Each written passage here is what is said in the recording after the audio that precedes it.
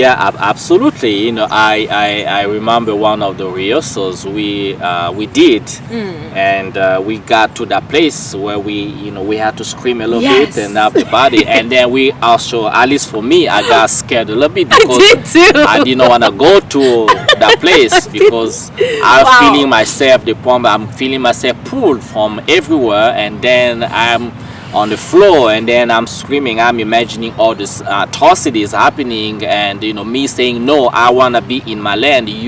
I don't know you dragging me in force, and then I'm feeling powerless. So you're feeling powerless. It's how is it to feel powerless? Like you literally can't do anything, even if you're resisting. Your mental strength and your physical strength is all bound. Yes. And you can't do anything. And in a moment, do you kill yourself with your breath?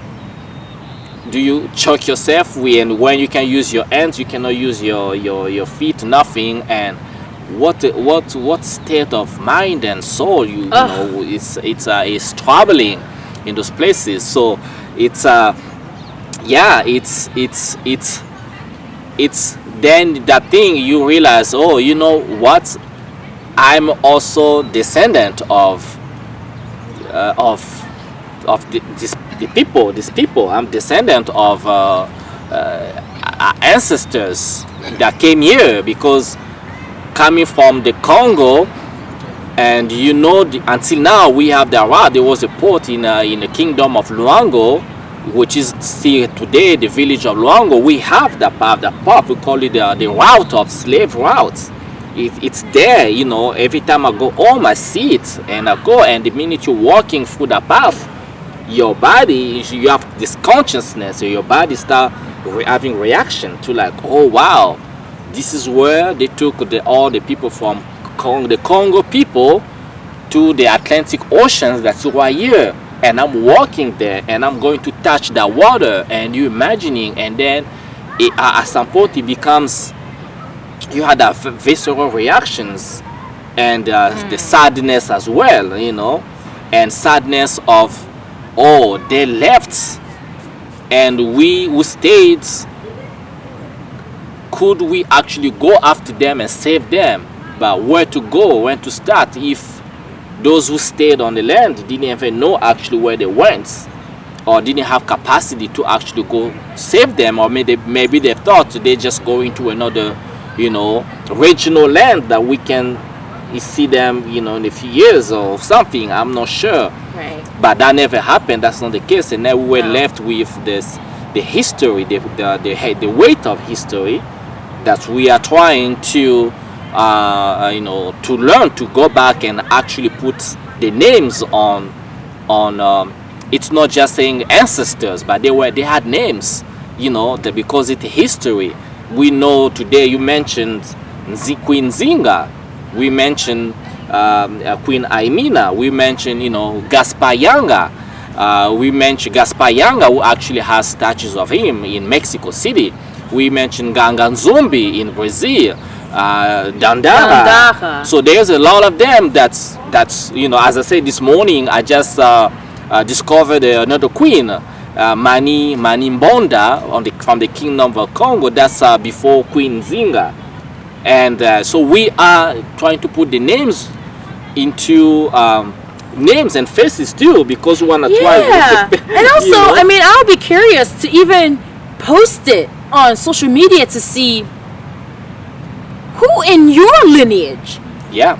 Do you know how people have told stories that actually ran away, that actually were the ones that got escaped, that actually were the ones who burned shit down, right? Like we hear about who's the guy that like Ted Bundy? No. Was that his name? No.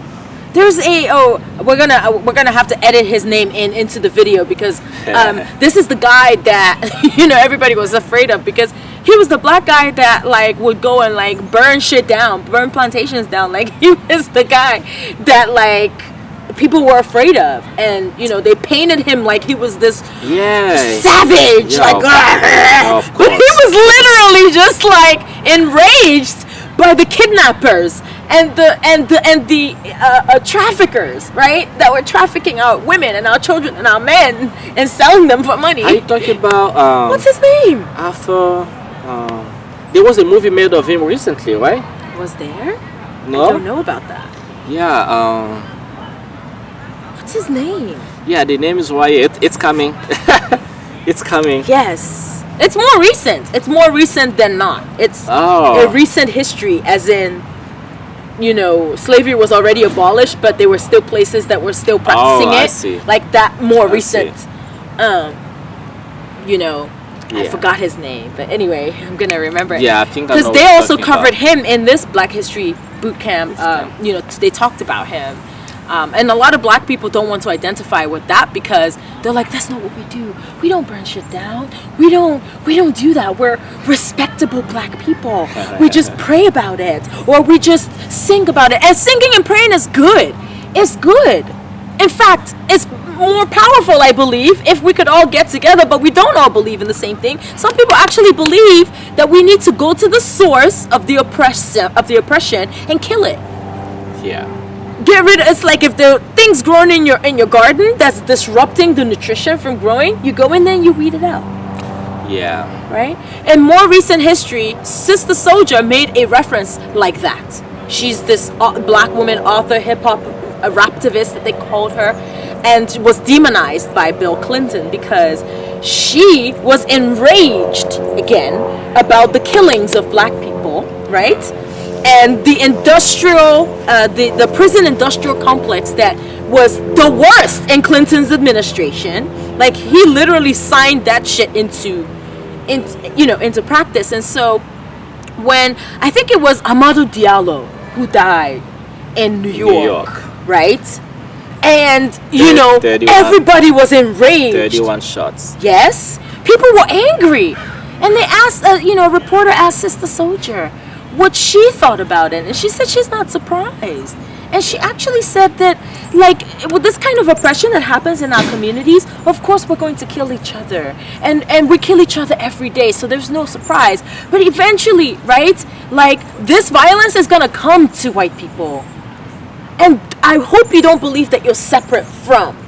Yeah, I mean, we cannot separate. We living on the same society. Exactly. We shop in the same places. We go to the same, same parks. Right.